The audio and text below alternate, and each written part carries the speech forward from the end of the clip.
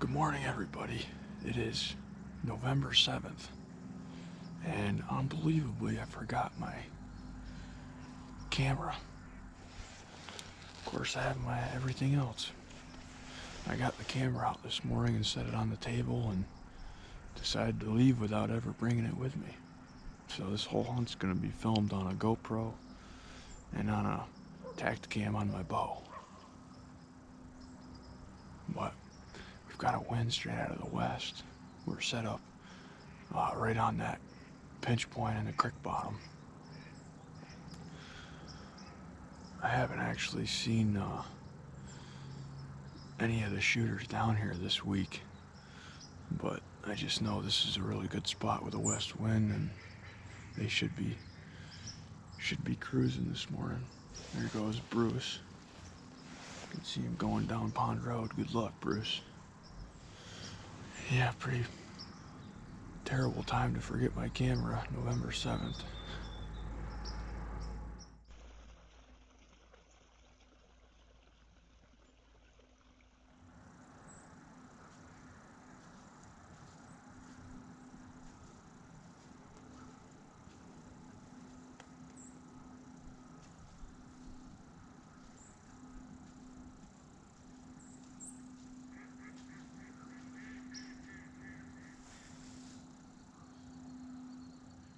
We just had our first little spike come through. He's just like running all over the place like a madman. He just ran back the way he came from. See, the bears have been in here and knocked down my tree tubes again. They love doing that.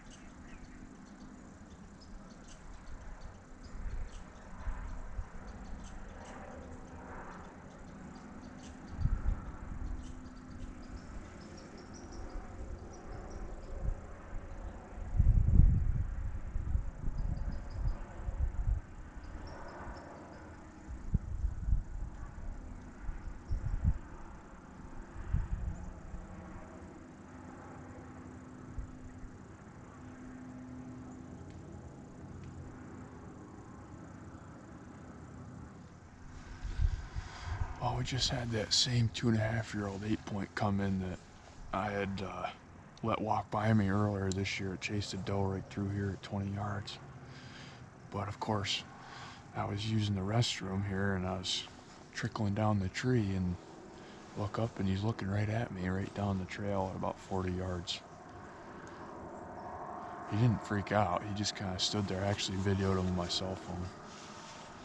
And he just kind of walked back and like didn't really know what was going on.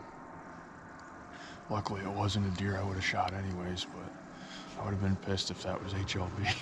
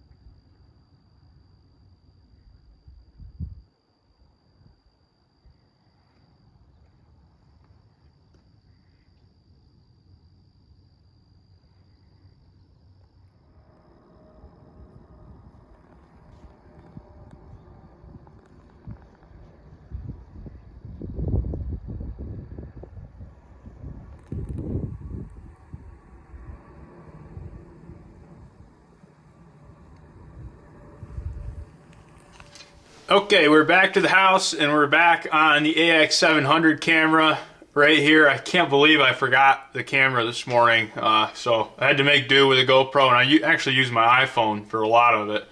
But this morning was absolutely awesome. We saw 5 different bucks. I had an encounter with a really cool deer, a 9-point that's a 3.5-year-old buck. He chased a doe right in front of me at about 15 yards. And what's really unique about that is that deer came by me in the same tree stand, I believe, within the day last year. I've got both of his sheds right here as a 2.5-year-old buck.